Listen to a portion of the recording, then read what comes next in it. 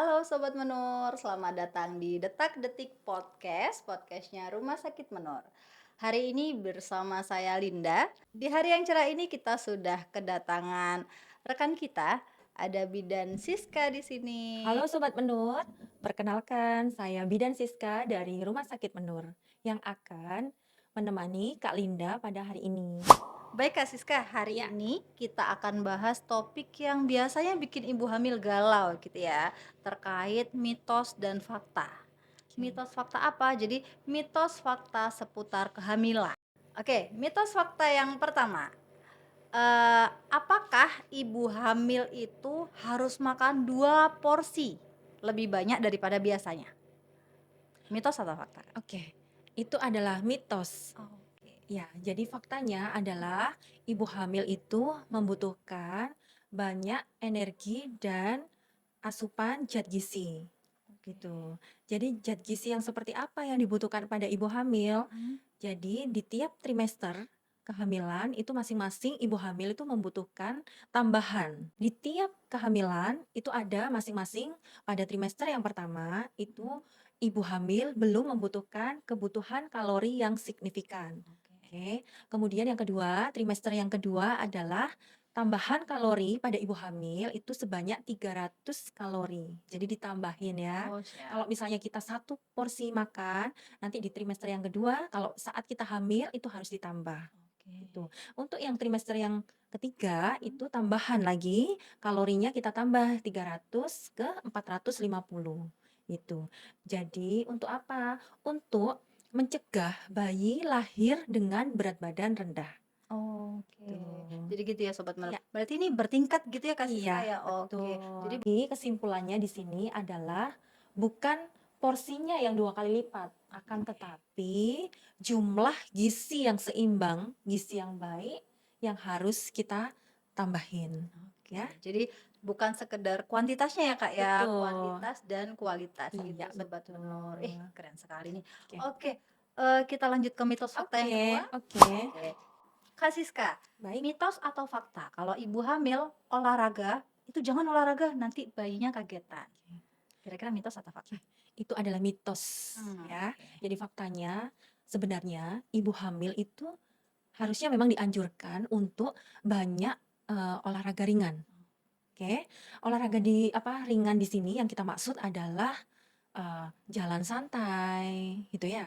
Kemudian yoga atau kita meditasi di rumah yang kiranya tidak perlu pergi keluar, sekiranya ibu punya waktu, mungkin bolehlah sesekali pergi ke tempat kebugaran. Hmm. Kemudian berenang juga masih Boleh aman. berenang? Boleh, boleh, Oh, masih oke. aman di trimester kedua. Faktanya adalah ibu hamil justru kita anjurkan untuk olahraga. Oke. Namun ada olahraga yang dianjurkan untuk ibu hamil. Apa aja? Contohnya itu adalah cukup olahraga santai, olahraga ringan. Jadi kayak misalnya kita jalan di sekitar rumah itu udah merupakan olahraga. Mhm. Nanti membuat pikiran itu jadi rileks, jadi fresh, jadi enak, nyaman, tenang gitu ya. Nanti ketika waktu tidur atau waktu istirahat membuat ibu ini nyaman. Jadi nyenyak Lebih tidurnya. rileks gitu ya, Kak, ya? Iya, lebih rileks Oke. gitu. Sini fungsi olahraga itu sebenarnya sangat penting. Jadi bukan Bagus. justru malah dilarang untuk olahraga. Memang ada olahraga yang memang dilarang untuk ibu hamil. Apa aja tuh, Kak? Nah, itu contohnya adalah olahraga berat. Misalnya kita angkat-angkat yang terlalu berat, beban yang berat kayak gitu. Basket misalnya kita lompat-lompat. Oke. Kemudian ada nih olahraga yang lagi ngetren sekarang, Kak Oke, Linda. apa Apa tuh? tuh? Oh, pedal. Oke, pedal ya itu ya. Ya, Heeh. itu eh, memang itu belum dianjurkan untuk ibu Oke. hamil. Baiknya dihindari gitu ya. Betul, gitu ya. Baik Kak Siska, kita lanjutkan dengan mitos fakta selanjutnya. Mitos atau fakta, ibu hamil kalau dia stres itu bisa pengaruh ke pertumbuhan janinnya. Mitos atau fakta? Oke, itu adalah fakta. Karena stres yang berlebihan atau stres yang berkepanjangan itu bisa mengakibatkan bahaya untuk ibu hamil dan bayinya yang dikandung. Oke, Oke. Karena apa? Kok bisa? Apakah dia mendengar dan merasakan apa yang Ibu rasakan? Oke, jadi begini, ketika seseorang itu stres, Mhm. tubuh itu mengeluarkan satu hormon yang disebut hormon kortisol. Oh, Nah, jika hormon tersebut keluar terus-menerus, itu akan menyebabkan pertumbuhan janinnya itu akan terhambat. Otomatis perkembangannya juga terganggu. oke, Kak Siska, kalau dibilang, itu fakta ya. Kalau misalkan ibu hamil, stresnya itu berlebih apalagi berkepanjangan, itu kira-kira, apakah berbahaya untuk janinnya? Tentu. Jadi, ketika ibu hamil, Mhm. itu stres yang berlebihan atau berkepanjangan itu akan mengakibatkan banyak hal. Seperti contohnya, kelahiran bayi prematur, kemudian berat janinnya itu rendah ketika lahir, kemudian bayinya akan lahir sebelum waktunya juga bisa. Kemudian mempengaruhi tingkat emosi anak untuk kehidupan yang akan datang. Oke, jadi efeknya bisa jangka panjang ya, Iya, Kak Siska ya? Oke, betul. baik. Sobat Menur, ini karena sudah dijelaskan ya sama Kak Siska bahwa janinnya nanti bisa mendapatkan, pengaruh juga ya karena ibunya stres, apalagi stres yang berkepanjangan. Ini juga ada pesan untuk Sobat Menur, mungkin jika merasakan hal-hal yang, oh dirasa kalau dipendam sendiri itu nggak kuat, nggak bisa, silahkan Sobat Menur juga bisa datang ke Rumah Sakit Menur, silakan hubungi profesional untuk mendapatkan bantuan. Mitos fakta yang terakhir Kak Siska, apakah kalau ibu hamil itu kontrol atau periksa itu hanya pada saat dia punya keluhan? Kok merasa begini, merasa begitu tuh dia baru kontrol, itu mitos atau fakta? Mitos dong. Oke, Oke. harusnya bagaimana? Harusnya setiap ibu hamil itu meskipun tidak ada keluhan, kita harus rajin untuk memeriksakan kehamilannya. Karena apa? Untuk mengetahui atau mendeteksi sejak dini adakah kelainan ataukah adakah penyulit di dalam kehamilan tersebut. Yang perlu digarisbawahi, kenapa sih pemeriksaan kehamilan itu penting? Apa? Ya, karena untuk mendeteksi secara dini pertumbuhan dan posisi janin tersebut. Kemudian yang kedua, itu untuk memantau detak jantung janinnya.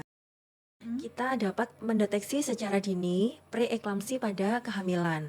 Kemudian ada gestasional diabetes mellitus. Jadi kadar gula darah tinggi pada saat ibu hamil. Ya, kemudian ada lagi untuk memantau tensi, jadi tekanan darahnya tinggi. Kemudian untuk memantau ada tanda-tanda infeksi, kemudian untuk memantau juga tanda-tanda resiko perdarahan, kemudian juga apakah posisi bayi tersebut sudah sesuai dengan usia kehamilannya. Oke, jadi Oke. kayak kepalanya di mana, kayak gitu-gitu ya Kak ya. Betul, Oke. iya. Kak, ini ternyata sudah banyak ya mitos dan fakta yang sudah kita bahas bersama hari ini. Jadi intinya Sobat Menur nggak boleh percaya mitos begitu saja. Iya. Jadi Sobat Menur harus cari dulu informasi yang akurat, yang valid. Dari mana? Ya dari sumber-sumber yang terpercaya. Salah satunya dari petugas kesehatan gitu ya, yang ada di vaskes-vaskes terdekat. Kak Siska, ini mungkin ada saran atau arahan untuk Sobat Menur nih yang lagi nonton ya, terakhir aja.